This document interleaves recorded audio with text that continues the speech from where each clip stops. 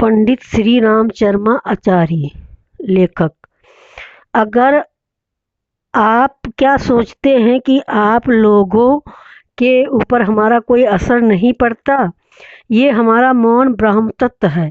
ये तपस्वी की वाणी है। हमने सेवा करने में संत की प्रवृत्ति को जिंदा रखा है कि हम समाज की सेवा करेंगे। आज व्यक्ति की सेवा ज़्यादा है, समाज की सेवा गौण हो गई है। हमारे मरने के बाद आप देखेंगे कि गुरु जी के मरने के बाद उनका समय, धन, श्रम किस काम में खर्च हुआ है। हमारी शक्ति एवं सामर्थ्य बच्चों को खिलाने में, अस्पताल खोलकर मरीजों की सेवा में खर्च हुई है। हमने अभी तक समाज को 40% दिया है और लोगों को, दुखियारों को 5% दिया है। अब हमारा मन है कि इसका हिस्सा बढ़ाया जा सके। जब हम मौन धारण कर लेंगे तो हमारा ब्राह्मण और जाग जाएगा।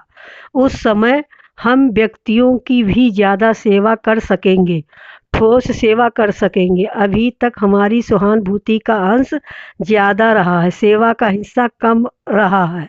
हमने सहानुभूति दी है तथा पाई है। अगर हमने किसी की 1 किलोग्राम सेवा की है तो उसमें 500 ग्राम सहानुभूति भी है। उस समय हम साधन संपन्न एवं समर्थ थे, पर अगले दिनों जब जीव आत्मा को हम और ऊपर उठा लेंगे तब हम अधिक सेवा कर सकेंगे। आपके लिए हमने कुछ किया है या नहीं, इसका सबूत देखना हो तो दृष्ट पुरस्कार देखिए कि कुछ है तो आप पाएंगे कि इसी कारण ये 50 लाख आदमी हमसे जुड़े हैं। अन्यथा इतना आदमी कहाँ से आते? ये हम कहाँ कहते हैं कि कुछ नहीं हुआ। 40 लाख आदमी हमारे एक इशारे पर खड़े हो सकते हैं। इतने शक्तिपीठ कहाँ से बन गए? 40 लाख मुट्ठियाँ, 40 लाख लोगों का 1 घंटे का समय दान कुछ मायने रखता है। हम अपने ब्राह्मण को फिर जिंदा करेंगे। संत दानी होता है। आदमी को दानी बनने के लिए संत बनना होगा। हम ब्राह्मण और संत को पुनः जिंदा करेंगे। ब्राह्मण जमा करता है, संत उसे खर्च कर देता है। हमने निश्चय विचार किया है कि जिंदगी के इन आखिरी क्षणों में अपने ब्राह्मण एवं संत को साध कर सबके लिए एक मिसाल स्थापित कर दूं। क्या हम जिंदगी भर अपने बीवी बच्चों को ही खिलाते रहेंगे जिस पर मनुष्य का भविष्य टिका है? क्या उसके लिए कुछ नहीं कर सकेंगे? अपने लिए अधिक, समाज के लिए इतना कम, ये कैसे होगा? मेरे गुरु ने दुखियारों की सेवा, समाज की सेवा कम की है, परंतु उसने सारे विश्व को हिला दिया है। दूसरों के दुखों को देखकर ये सोचते हैं कि इसके लिए हम क्या करें। इस समय मैं रो पड़ता हूँ तथा उसे सहायता किए बिना मेरा मन नहीं मानता है। ये कर्म चलेगा ही, परंतु एक काम और है, इंसान को ऊंचा उठाने का। हम सोचते हैं कि और यदि यह काम भी किया होता तो मज़ा आ जाता। आप जितने लोग बैठे हैं, अगर आपको हम फुटबॉल की तरह ऊंचे उछाल दिए होते तो मज़ा आ जाता। आप लोगों को उछाल दें और आप में से हर आदमी हनुमान, विवेकानंद दिखाई पड़ेगा।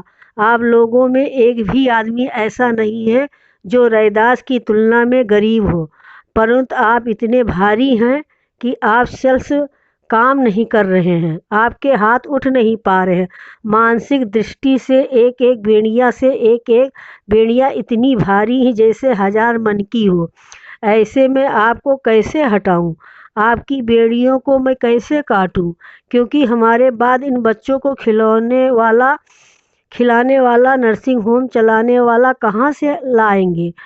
ये अस्पताल बंद हो जाने पर आपके अनुभव के बिना इनका ऑपरेशन कौन करेगा? इंसान को उठाया नहीं जा सकता तो बात कैसे बनेगी?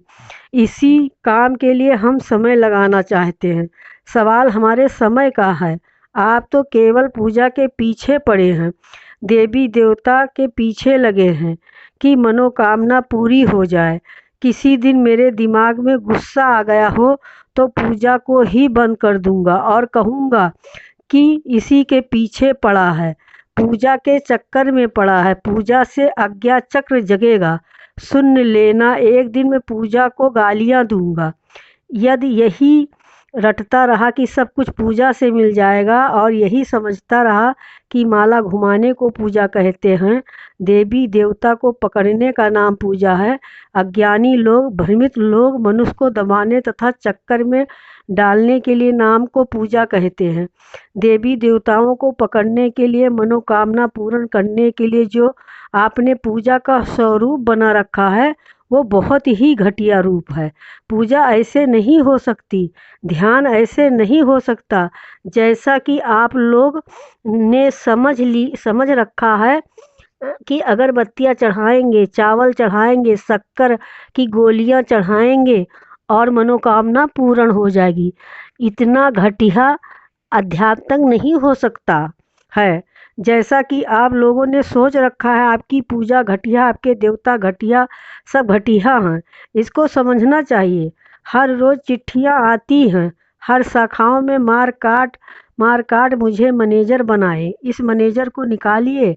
हमने शाखा तथा शक्ति पीठें इसलिए नहीं बनाई हैं थी, देवता को इसलिए नहीं बैठाया था कि लोगों को अहंकार बढ़े।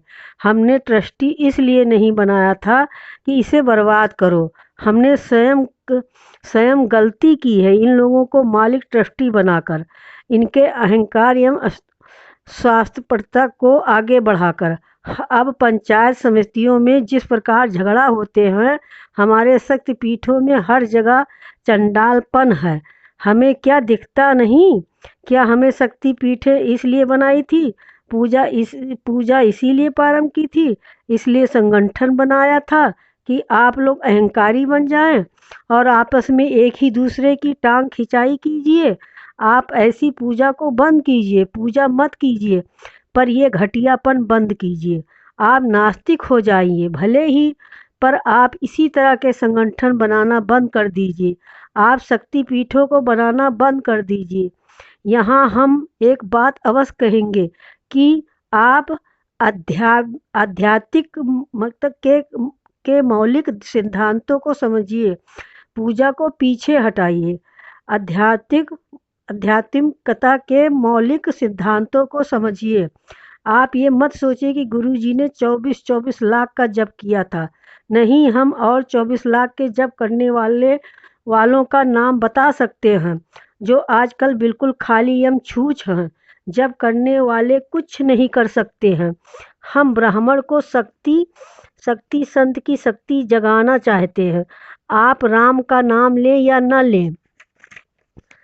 लें, अब तो ये मैं यहाँ तक कहूँगा कि अब माला जप करें या ना करें, एक माला जप करें या 61 माला जप करें, परंतु मुख्य बात यह है कि आप अपने ब्राह्मण तत्व को जगाइए। प्याऊ को कौन चलाएगा?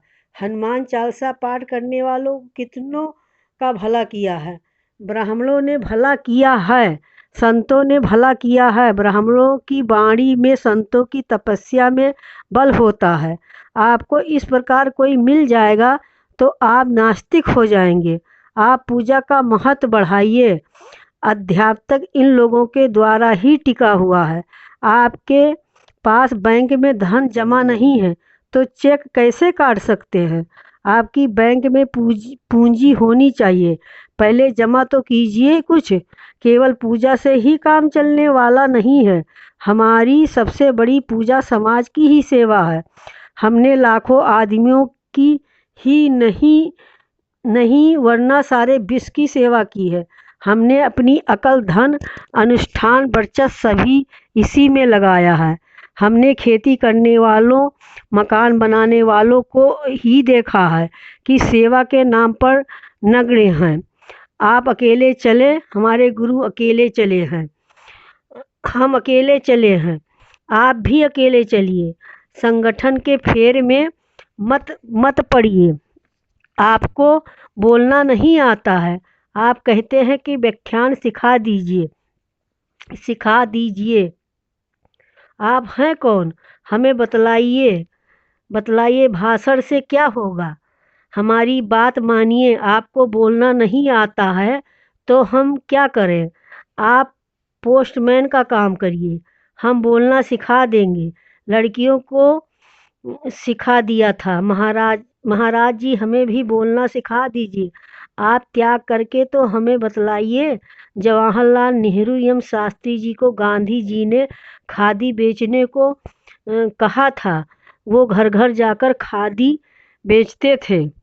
घर घर धकेल गाड़ी लेकर जाते थे तथा लोगों से कहते थे कि आप खादी पहनिए। तो क्या वो खादी बेचते थे? हाँ बेटे, खादी बेचते थे। आप अपने आप को निचोड़िए। ये हमारा बेटा, ये हमारी पत्नी, देखना यही तुझे ऐसे मारेंगे कि तुझे याद रहेगा। हमारा बेटा, हमारी पत्नी, यही रटता रहेगा कि कुछ समाज के लिए, भगवान के लिए भी करेगा। नहीं गुरुजी, हम तो हनुमान चालीसा पढ़ते हैं, गायत्री चालीसा पढ़ते हैं। अरे स्वार्थी कहीं का, तेरे तो अकल खराब हो गई है, अहंकार बढ़ गया है। हमने आप में से हर किसी को कहा है कि आप ब्राह्मण बनिए। नहीं गुरुजी, हमने तो चंदा इकट्ठा कर लिया है, तो हम क्या करेंगे इसका? आप आदमी तो बने, पहले आप आदमी बनना सीखें। आप घटियापन छोड़िए। सुबह से सुबह से शाम तक काम कीजिए और पारदर्शिता बढ़ाइए। इस कहानी को सुनने के लिए बहुत बहुत धन्यवाद और सब्सक्राइब करने के लिए बहुत बहुत आप लोगों का धन्यवाद।